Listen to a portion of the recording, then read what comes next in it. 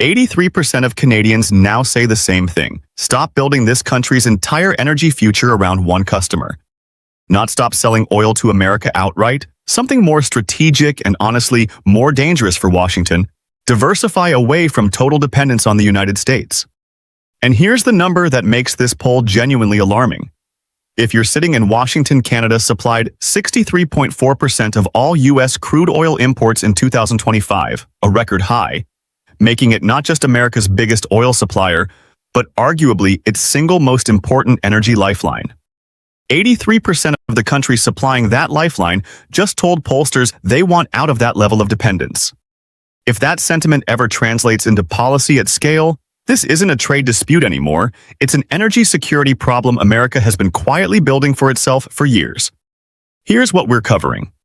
First, we'll break down exactly what this poll found, because the real numbers are even more striking than the headline suggests. Then we'll get into just how dependent America has actually become on Canadian oil, using the government's own trade data.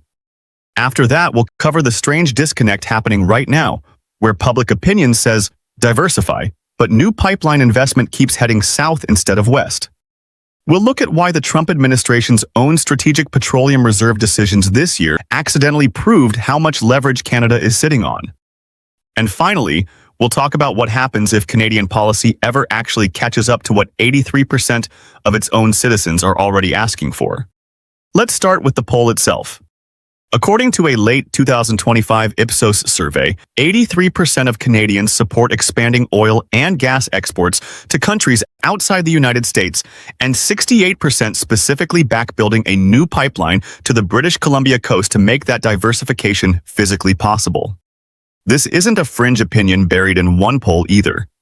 Other surveys from around the same period found similarly striking numbers. 77% of Canadians wanting the federal government to impose retaliatory tariffs. 75% supporting restrictions on U.S. access to Canadian resources, and 90% believing Trump's tariffs are actively damaging the relationship between the two countries.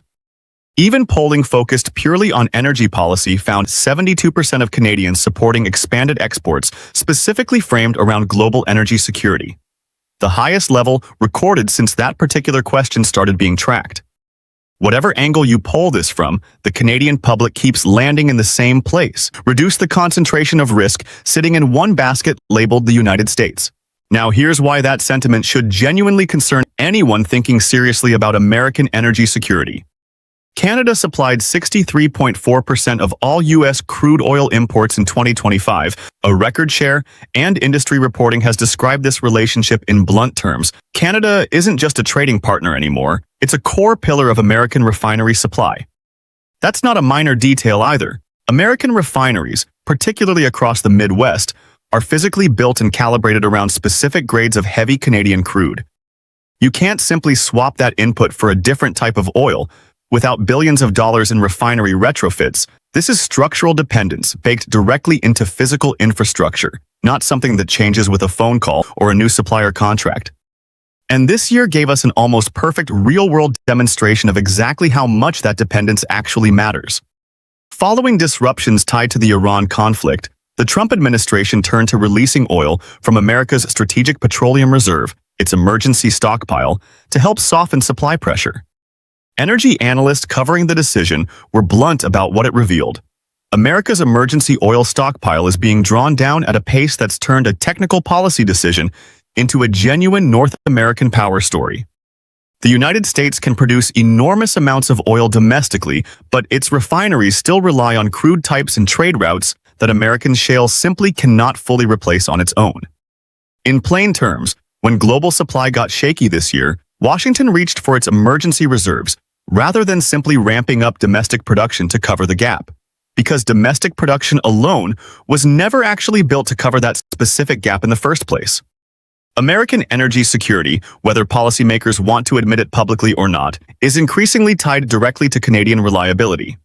So here's the genuinely strange part of this story, the part that should frustrate anyone who actually wants to see Canada capitalize on this leverage. Despite 83% public support for diversifying exports away from the U.S., new pipeline investment keeps overwhelmingly targeting the same market Canadians say they want to rely on less. Analysis from the Hub laid out the numbers plainly. Nearly 15 years of pipeline bottlenecks have already cost Canadian oil producers an estimated $49 billion in forfeited revenue through recurring price discounts because Canadian crude, unable to reach diversified international markets, has had to sell to American buyers at a steep discount simply for lack of alternative pipeline capacity. Canada's oil and gas sector generates roughly $177 billion in revenue annually, with the federal government projecting a new westward pipeline alone could add $16 billion in GDP and over 40,000 jobs. And yet, new pipeline egress capacity continues to primarily target the United States rather than Asian markets where actual diversification would happen. One columnist described this bluntly as Canada watching itself repeat the most expensive strategic blunder in its modern economic history, with its eyes wide open. To be fair, there are real practical reasons this disconnect exists, and it would be dishonest to pretend otherwise. Building major pipeline infrastructure to the Pacific coast takes years of environmental review, indigenous consultation, and enormous capital investment, none of which happens quickly, regardless of how strong public opinion polls. Existing pipeline infrastructure to the U.S. is already built and operational, making it the path of least resistance for producers looking to move oil today rather than a decade from now. And Canada's energy sector, understandably, tends to prioritize near-term revenue certainty over long-term strategic diversification that carries real construction and political risk. This isn't a story about Canadian producers ignoring their own citizens out of spite. It's a story about infrastructure inertia colliding with a shifting political mood. But that disconnect is exactly what makes this poll such a meaningful signal, rather than just background noise. When 83% of a country supplying nearly two-thirds of its neighbors' crude oil imports says it wants out of that dependence, that's not a temporary reaction to one bad news cycle. That's a durable shift in how an entire population views its most important trading relationship. Every westward pipeline that eventually does get built, every new port capacity added on the Pacific coast, every long-term supply contract signed with an Asian buyer instead of an American refinery, chips away permanently at the leverage the United States has quietly built its entire refining infrastructure around. Washington has spent the better part of this trade war treating Canadian energy dependence as a fixed, permanent fact of geography. 83% of Canadians just said, on the record, that they'd very much like that fact to stop being true. So that's the full picture. A country supplying nearly two-thirds of its neighbors' crude oil, telling pollsters overwhelmingly that it wants to break free of that exact dependence, while the infrastructure needed to actually make that happen slowly, unevenly, starts catching up to the political will already sitting there waiting for it.